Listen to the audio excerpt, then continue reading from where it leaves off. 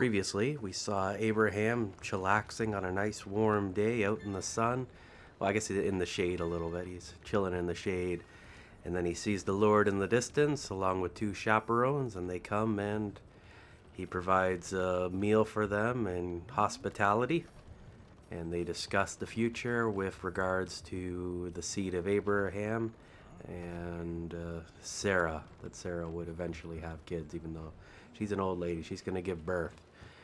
Afterwards, after their little visit, the two chaperones leave towards Sodom, and Abraham has a bit of a conversation with God about judging the righteous with the wicked, and it kind of ends with Abraham talking him down to sparing the city for 10 people.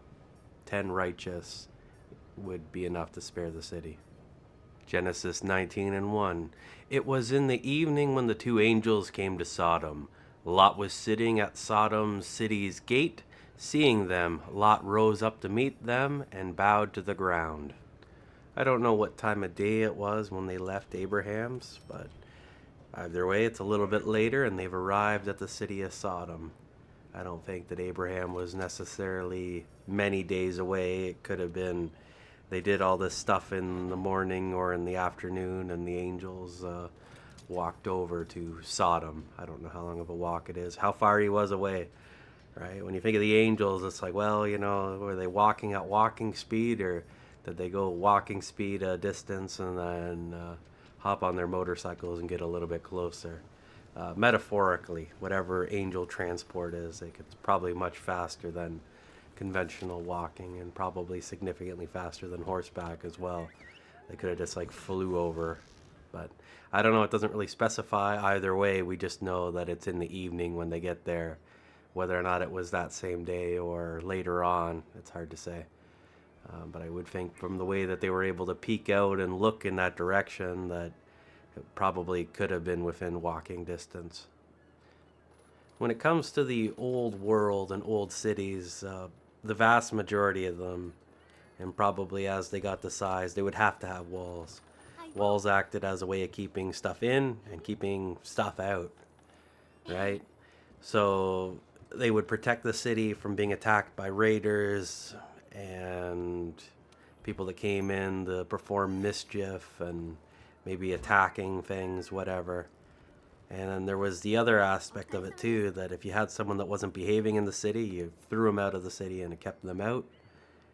And it would also make, if someone was in the city and they wanted to leave with a bunch of stuff, that they would have to go through a gate to get out, and they could be stopped and prevented from just leaving with someone else's stuff. So having a wall around the city was definitely a beneficial thing, and it was a great deal of security compared to not having one. So we would have somebody at the gate of the city. You couldn't just have anybody at the gate of the city. Yeah, you could have a couple guys there with pointing sticks, and they could prevent whatever from happening.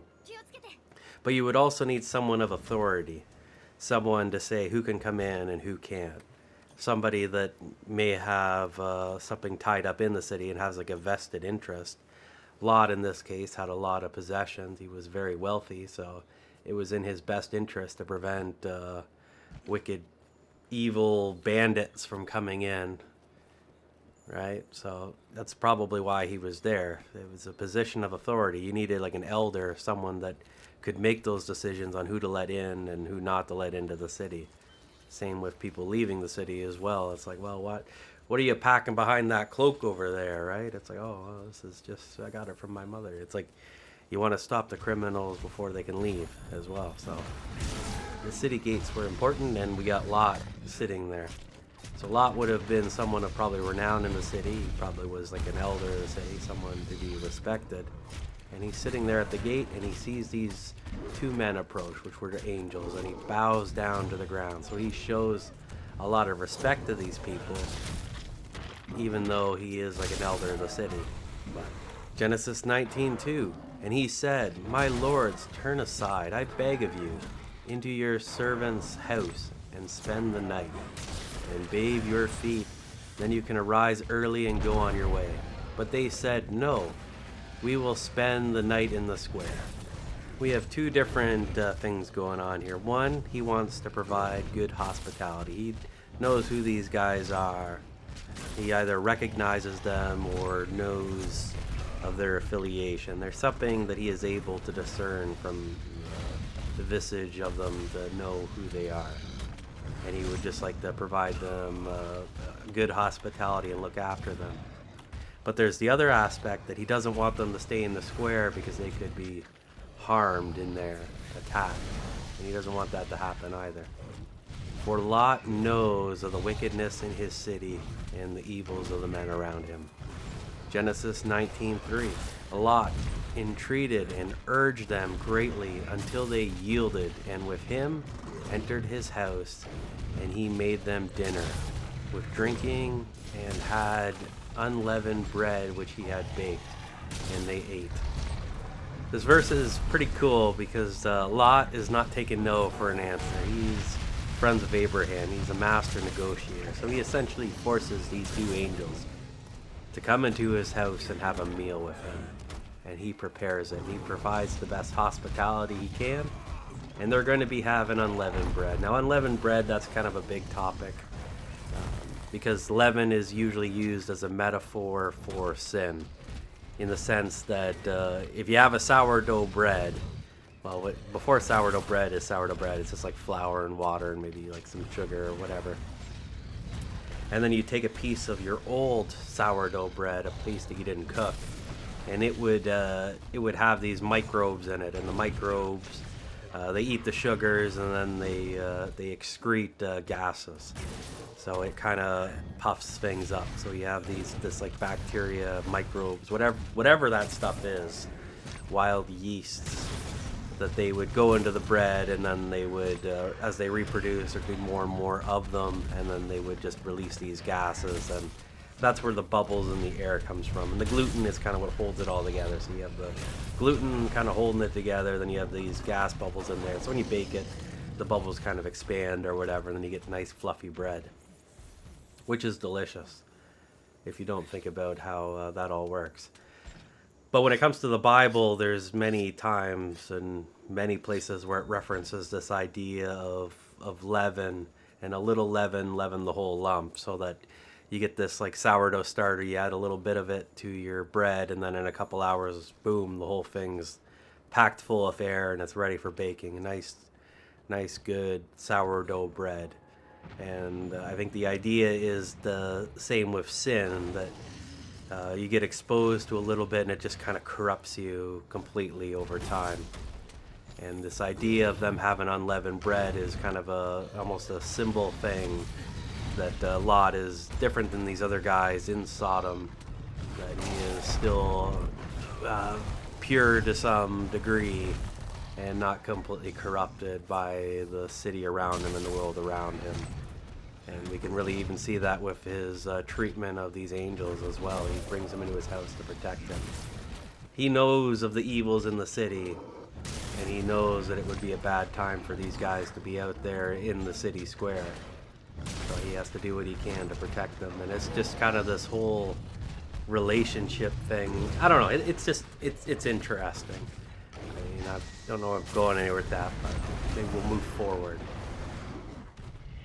Genesis 19:4. But before they lay down, the men of the city of Sodom, both young and old, all the men from every quarter surrounded the house. What do we got going on here? So some other people must have saw these guys come in with Lot, and they're wondering, who are they? Who are those guys? And everybody's there to find out, from the young to the old. Genesis 19:5. And they called out to Lot and said, "Where are the men who came to you tonight? Bring them out to us so that we may know them." Know in the intimate sense. That intimate sense. Know them in the biblical sense, that they want to engage in sexual activities with these men. So we have the young and old men, everyone in the city. They see these guys and they're these angels, and they want to engage in sexual relations with them. Genesis 19:6. And Lot went out to the door to the men and shut the door after him. So he popped out to talk to them and shut the door so that no one could get into the house behind him. So he opens the door, steps out, closes the door behind him. Genesis 19:7, and said, I beg of you, my brothers, do not behave so wickedly. So Lot obviously knows that this is wicked and that he doesn't want them to do these actions to his guests. Genesis 19:8, look now, I have 2 daughters who are virgins. Let me, I beg of you, bring them out to you, and you can do as you please with them. But only do nothing to these men, for they have come under protection of my roof. This verse here is crazy. So he's going to essentially, well, he's proposing to sacrifice his daughters, their virginity, to this random group of men, young and old. That is incredibly disgusting. It is just a really messed up section right here. He wants to protect these men, and he's going to sacrifice his daughters as an offering to protect them. Wow. Genesis 19:9. But they said, stand back. And they said, this fellow came to live here temporarily, and now he presumes to be our judge. Now we will deal worse with you than with them. So they rushed at and passed violently against Lot and came close to breaking down the door. So the men of the city, they don't like what Lot has to say. And they are saying that he's living there, but he's not really part of them. That's why they're referring to him as temporarily live here. So he was in the city. He was a person of renown in the sense that he was at the city gate. But he is not a person of the city. The men of the city are not saying that he isn't, right? That's why they're saying that, he doesn't have the right to judge. And now they're threatening him, and they're rushing to attack him. So he is in the city, but he is not of the city. That's kind of interesting. In the same way in the New Testament, where the Christians are in the world but are not of the world, and the world will hate them for not being of them. It's just kind of interesting. I never really thought of it like that before, like that pattern. But the Bible's all about patterns, stuff in the Old Testament, and kind of how things go down, and the metaphorical value or whatever, and the parallels. I don't know. They're interesting. And that's just kind of how it always works. The Bible has to be consistent. Genesis 19:10. But the men, the angels, reached out and pulled Lot into the house and shut the door after him. So the angels pulled Lot in, and they closed the door to keep these other guys out and to protect Lot, because Lot could have been torn asunder by these rowdy, wicked men of Sodom. Genesis 19:11. And they struck the men who were at the door of the house with blindness, which they dazzled them from the youths to the old men, so that they wearied themselves groping to find the door. So basically they tossed out the flashbang, blinded them all, and these guys, they couldn't even find the handle to the door. They were just groping around, just kind of searching with their hands to trying to find the handle of the door. They couldn't see anything, just total blindness, and it just stopped them in their tracks from their assault. Genesis 19:12. And the 2 men asked Lot, have you any others here, sons-in-law, or your sons or your daughters? Whomever you have in the city, bring them out of this place. 19 and 13. For we will spoil and destroy Sodom, for the outcry and shriek against its people has grown great before the Lord, and he has sent us to destroy it. So the angels have let Lot know that they are going to destroy the city, and they are giving Lot some time so that he is able to save his family members. Genesis 19:14. And Lot went out and spoke to his sons-in-law, who were to marry his daughters, and said, Up, get out of this place, for the Lord will spoil and destroy the city. But he seemed to his son-in-laws to be joking. So his son-in-laws, when they heard this, heard Lot speaking to him, saying that the Lord was going to destroy the city, they thought this was just a big joke. They didn't think he was serious. I think this is kind of interesting because they probably would have saw all these men that were blinded not too long beforehand. I don't think they would have been in that group. That would have been weird. So they, whatever this crowd was that were all blinded, all of that happened not long ago. So I think, maybe they didn't know about that, or maybe they did, and they just thought, oh, it's just a thing, these people getting blinded. They didn't see anything weird or strange about that. And they just thought Lot was joking. They didn't take him seriously. So that's not going to end well for him. Genesis 19:15. When morning came, the angels urged Lot to hurry, saying, Arise, take your wife and 2 daughters who are here, and be off, lest you too be consumed and swept away in the iniquity and punishment of the city. Lot must have warned his sons-in-law the night before going to bed. So he came home, he went to bed. They probably slept a couple hours. It was probably like he went out and did this stuff, came home at like 5 o'clock in the morning and had to leave at 6. Probably barely got a wink of sleep trying to get these guys to listen to him and get out of the city. Maybe they were sleeping at the time, right? Shows up at his son-in-law's houses or whatever, and it's like, you guys got to get out of here. And they're like, oh, you're nuts, man. Maybe that was how that all went down, that they didn't believe him. Maybe they were all tired, and I don't know. Lot probably tried very hard to get these guys to leave, get these people to listen to him, but they wouldn't listen. They thought he was just joking. This was just a grand ruse.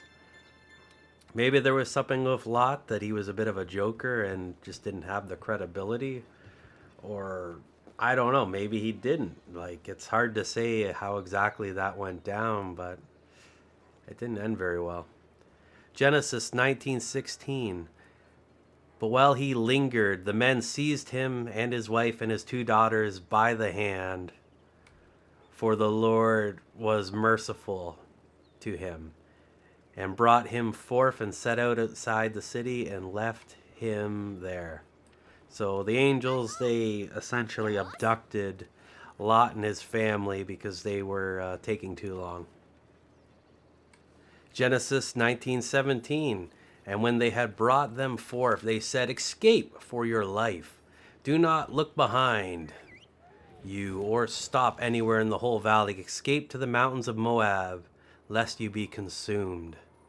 So the angels, they're telling them which direction to go and telling them to run. Don't look back, just keep running. Genesis 19:18. And Lot said to them, Oh, not that, my lords. Lot is trying to communicate with these angels and trying to persuade them not to do what they are going to do. Or it could just be a reactionary thing. I think it's a reactionary thing, that he's just like, no, don't do it. Right? He doesn't really think of through the context of it. He's got everything that he owns is in that place. So he's going to be separated from all of his property, his sons-in-laws, and everybody that he knows outside of Abraham and his group. Because I think a lot of the people that Lot probably interacted with were in that city there, or in that area. Genesis 19:19. Behold, now your servant has found favor in your sight, and you have magnified your kindness and mercy to me in saving my life. But I cannot escape to the mountains, lest the evil overtake me, and I die. So he's probably just got his coat on his back, is out there out in the wilderness, and doesn't really have any of the items for survival, and he's kind of got a worry in that direction as to how he will live without having anything. Remember, Lot is an old man at this stage, so he was younger than Abraham, but not by much, and Abraham is absurdly, ridiculously old, so Lot would have been really old at this time as well. Genesis 19:20. See now yonder city. It is near enough to flee to, and it is a little one. Oh, let me escape to it. Is it not a little one, and my life will be saved? Lot, being a relative of Abraham, is a master negotiator, so whatever this little city is, he is asking for it to be spared. I think the angels were going to destroy the entire valley, it seemed, that they were going to just wipe everything out, but Lot is interceding here and asking for this little city. Maybe it was like a little village or something. I don't know how big it was. I don't know what city it is either. And it doesn't really even say what city it is, so there's no way to really know. Genesis 19:21. And the angel said to him, see, I have yielded to your entreating concern. This thing also. I will not destroy this city of which you have spoken. So whatever this city is, it's not going to be destroyed. So Lot's going to be able to go and dwell in this city. Genesis 19:22.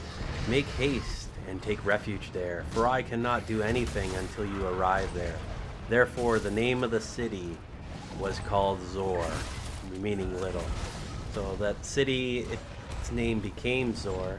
I don't think it was originally when Lot was talking about it, but it got renamed after the events that happened here. The other aspect of this line, it talks about it, I cannot do anything until you arrive there. So until Lot is in a safe place and is outside of the destruction path, only then could the judgment come down. So before, when Abraham was negotiating, it's like, oh, well, if only 10 were just there, whatever, righteous, that you couldn't destroy the city for the righteous, whatever. In the last verse, the last video, I should say, in the last chapter. This means that Lot was the only righteous person, and the angel was not able to destroy it until Lot was gone, for it is the one righteous that prevents the destruction.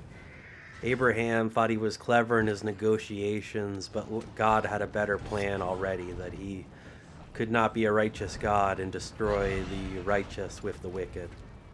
And that is why the angels had to get Lot out of the city before they could destroy it. Genesis 19:23. The sun had risen over the earth when Lot entered Zor. So when they were leaving, it was dark at that point in time, and usually you want to leave in the cover of darkness so that people don't stop you or whatever. Although the angels did blind everybody, so for a great deal of people, the people knocking on the door or whatever, they were blind, so they wouldn't have seen them no matter what time of day it was. But they obviously left in the darkness. The angels woke them up early to get out. And once they were out, they made it to Zor, and that was where Lot ended up. And then when they got there, then the sun started rising. Genesis 19:24. Then the Lord rained on Sodom and Gomorrah brimstone and fire from the Lord out of the heavens. So this is the destruction process in which the Sodom and Gomorrah are destroyed, and probably a lot of other stuff as well, kind of in that valley. I think the Sodom and Gomorrah was kind of the focal points, those two cities, but there was probably a lot of destruction in that generalized area. Genesis 19:25. He overthrew, destroyed, and ended those cities and all the valley and all the inhabitants of the cities and what grew on the ground. So not just the cities, but even the vegetation, just total annihilation. Genesis 19:26. But Lot's wife looked back from behind him, and she became a pillar of salt. This is kind of an interesting verse, and I remember when I was much younger, it was like the idea of the pillar of salt is like, I almost imagine it like a Roman architecture where they have like those round pillars, and I was like, oh, it's like, kind of like a pillar of salt, but that's probably not what that really means. It was, was she like transformed into salt and kind of kept the same shape as she was? Like, I don't know, was she just like blasted by it or whatever, and the debris of the blasting kind of peppered her in salt? That does not sound the way I intended it to. But either way, she looked back, and she was judged accordingly and became part of the group that was destroyed by this fire and brimstone. Brimstone, I believe, is like the old school word for like sulfur.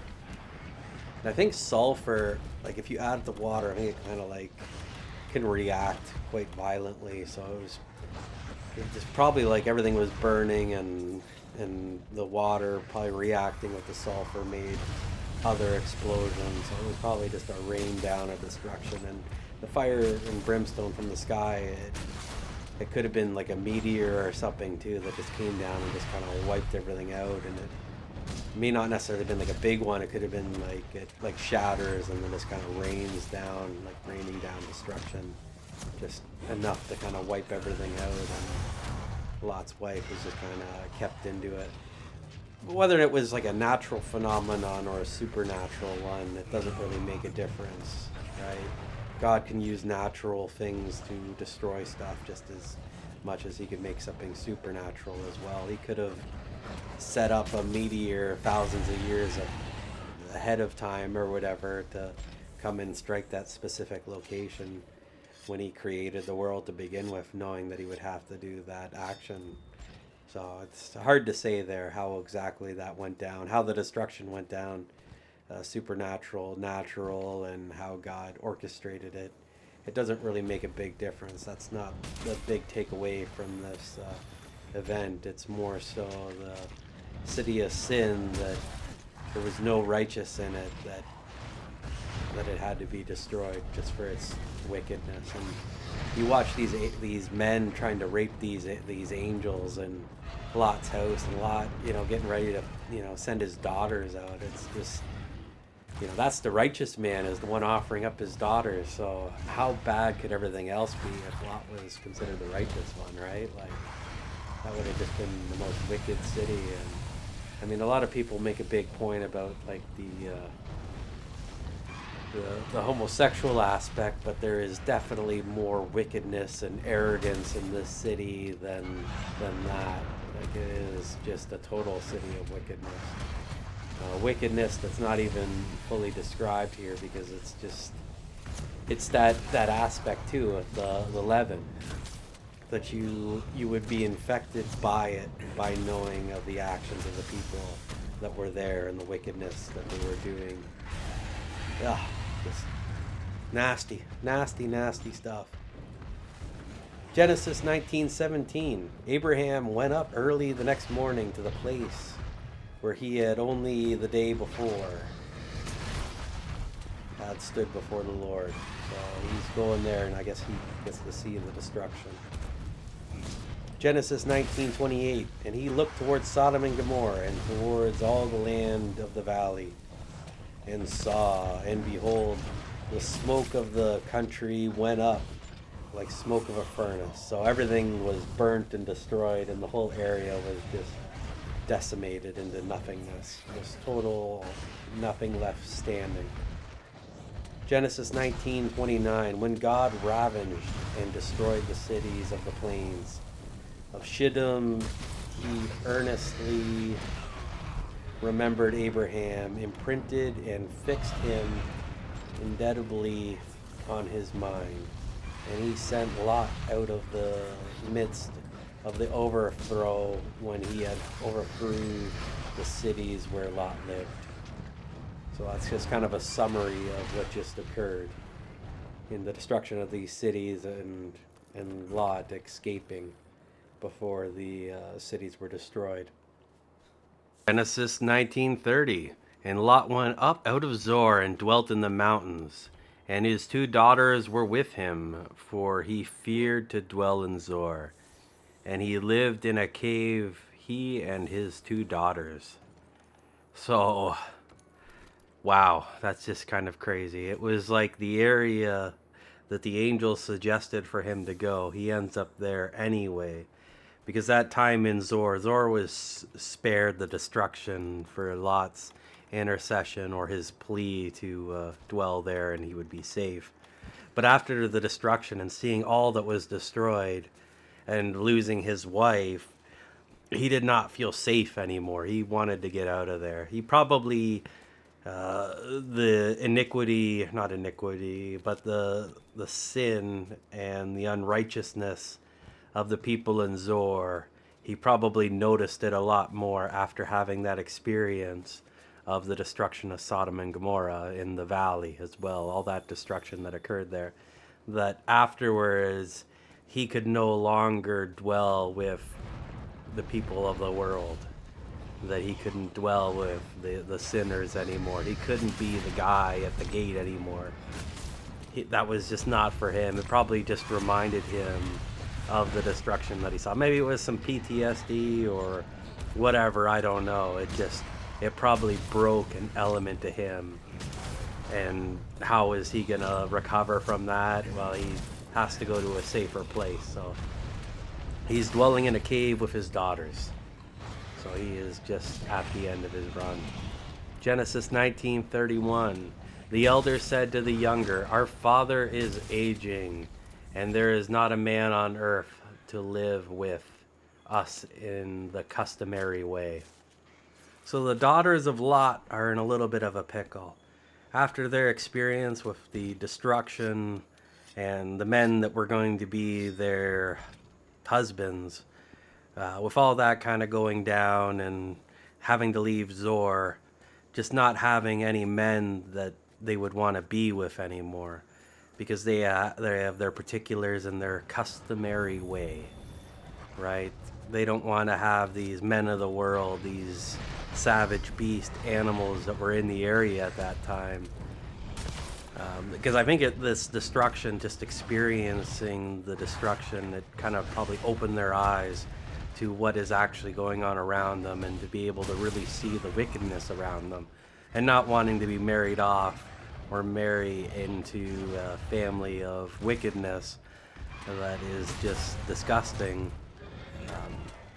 The elder is saying to the younger, the elder daughter to the younger daughter, coming up with a solution. Genesis 19:32. Come, let us make our father drunk with wine, and we will lie with him, so that we may preserve offspring, our race through our father. So the elder daughter is proposing to engage in sexual activities with their father by getting him drunk. To some degree, I think that his daughters didn't want to be alone. They didn't want their father to pass away and then for just to be the two of them all alone for the rest of their days, and that they desired to have a family, desired to have children and to continue the line. So this was their solution. Genesis 19:33. And they made their father drunk with wine at that night. The older went in and lay with her father, and he was not aware of it when she laid down or when she arose. Genesis 19:34. Then the next day the firstborn said to the younger, "See here, I lay last night with my father. Let us make him drunk with wine tonight also, and then you can go and lie with him, so that we may preserve offspring, our race through our father." Genesis 19:35. And they made their father drunk with wine again that night, and the younger arose and lay with him, and he also was not aware of it when she lay down or when she arose. 19:36. Thus both the daughters of Lot were with child by their father. So this is kind of messed up and crazy, but this is what happened in history. So I don't know if Lot maybe would have did a better job with his son-in-laws, that maybe this would have ended up a little bit differently, but this is just kind of how it played out in the end, that because there was no one to marry his daughters, and that they wanted to continue on with their race, their family, that this is what they were pushed to do. And it says that Lot wasn't aware of them doing all this, so I guess that's kind of beneficial, but that's still pretty crazy. And I don't know, it's just kind of sad, really, but This is what happened. Genesis 19:37. The older bore a son and named him Moab, which means of a father. He is the father of the Moabites to this day. So if you're a descendant of the Moabites, you are a descendant of incest. But probably at this point in time, that probably doesn't mean a whole lot, because that's several thousand years ago. So genetic diversity would have probably built up after that. So it's not the end of the world. This is just kind of what had to have had happen for things to continue on for as far as Lot's family and descendants. Genesis 19:38. The younger also bore a son and named him Ben-ammi, which means son of my people. He is the father of the Ammonites to this day. So we got the Moabites and the Ammonites. This is kind of where they originally came from. They do show up later in other passages in the Bible. They're just kind of a people that is kind of there. And this is just kind of where they came from. So it kind of gives a historical context to that. And in many ways, too, that Lot, his family didn't end with his daughters, that it continued on afterwards. I'm sure after the events that occurred, there was probably no hope of having a continuation. And I'm sure he was, he's living in a cave. I'm sure he was all depressed, losing everything and seeing the destruction and losing his wife like that. I think he was probably just broken as a man, and his daughters kind of forced their way on him to continue his line. It's just kind of a sad ending for Lot. But it is nice to know what happened, right? And we got to see that here in the book of Genesis, the continuation of his family. Although Lot really isn't the central character, but he's just kind of the nephew of Abraham, so we got that going on. It is what it is. And that is the end of Genesis chapter 19. It's really quite an emotional roller coaster. It kind of starts like an action movie. Then it just kind of gets depressing and really sad. And I think in a lot of times when God has to judge the wicked, it's not celebrating on the death of those that die. It's just sad all around, seeing all these people who had an opportunity to get out and escape the destruction, but believing it to be a joke and nonsense, staying there. Lot's son-in-laws not listening to Lot and not escaping the city. Lot's wife turning back to gaze upon the destruction and being destroyed herself. Lot interceding for his city and not being able to dwell there because it's as wicked and probably should have been destroyed with everything else. Hiding out in a cave alone with his two daughters, and due to their separation from this destruction, them not being able to have proper husbands and forced to conceive children out of an undesirable path, one that is not so joyous, but there's still joy in having kids and procreating and creating future generations so the one isn't wiped out. It's just such an emotional roller coaster of an event. But it's just kind of how it went down. And there are many parallels of this story to what occurs in the New Testament in the end times, or even before the end times, that people are warned that destruction is coming and they need to get out of there. They need to find salvation. And choosing to think it's a joke or not really going to happen and being caught up in it. And it's just a sad event, missing out on your chance to escape. And those that do make the escape, the sadness of losing their loved ones behind and the resulting effect of that. So, I don't know. We'll see what happens in Genesis chapter 20.